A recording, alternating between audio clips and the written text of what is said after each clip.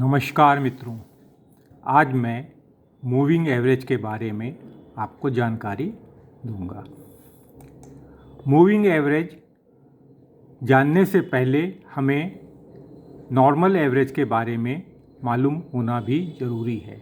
जिन लोगों को मालूम है उनके लिए थोड़ा वेट करना पड़ेगा और जिनको एवरेज के बारे में नहीं मालूम है वो 1 मिनट का समय देंगे, उसमें मैं समझाने की कोशिश करूंगा।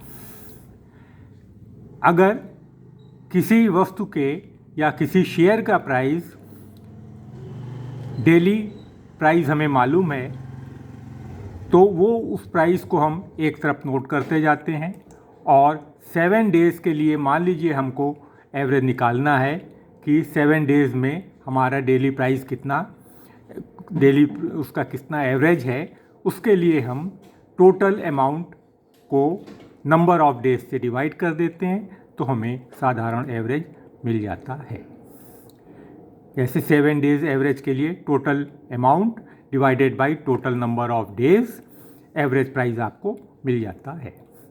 इसी प्रकार से अगर हम 30 दिन का एवरेज निकालना चाहते हैं तो हम 30 दिन का पूरा जो डिटेल नोट कर लेंगे कि कितने टोटल नंबर ऑफ़ डेज लगे और उनमें जो रोज़ का प्राइस है वो नोट करते जाएंगे और आखिरी में जब टोटल करने के बाद 30 से डिवाइड कर देंगे तो हमारा 30 डेज़ का एवरेज प्राइस मिल जाएगा।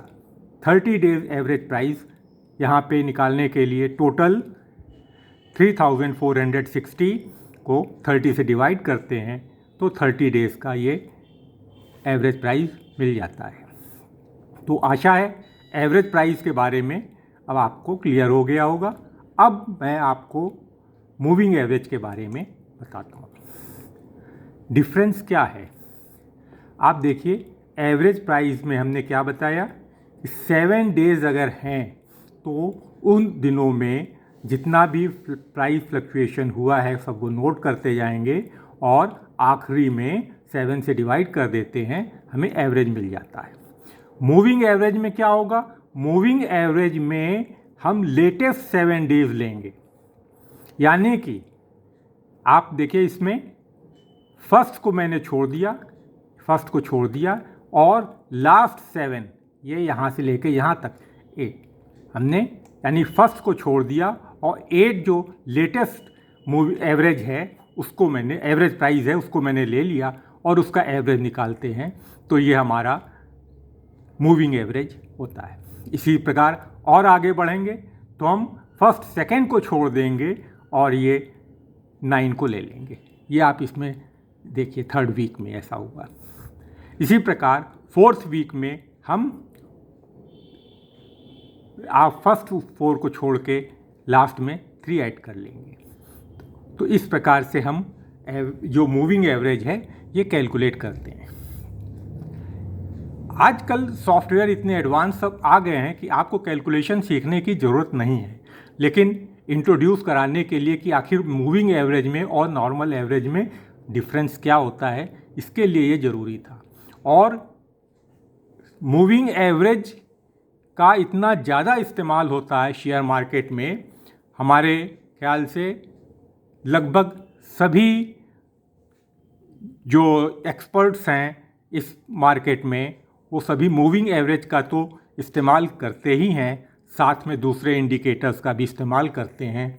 मूविंग एवरेज को भी अगर आप ठीक से समझ लेते हैं तो मूविंग एवरेज के बेस पे भी आप अगर केवल ट्रेड करते हैं तो भी आपको काफ़ी फ़ायदा हो सकता है। कारण ये है कि मूविंग एवरेज सारे इंडिकेटर्स का जन्मदाता भी कह सकते हैं कि बिना मूविंग एवरेज के कोई इंडिकेटर्स नहीं बनता है।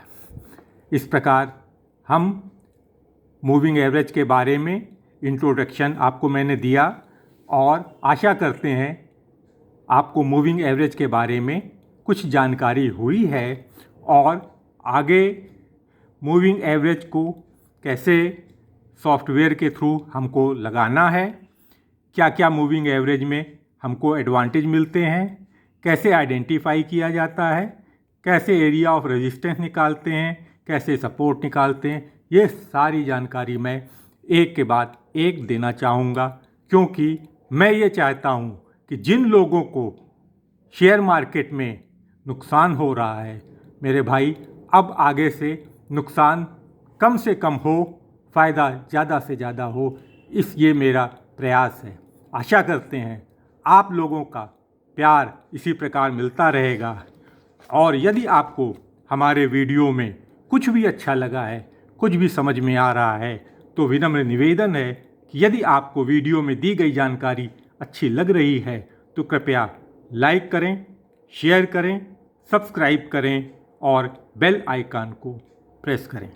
धन्यवाद।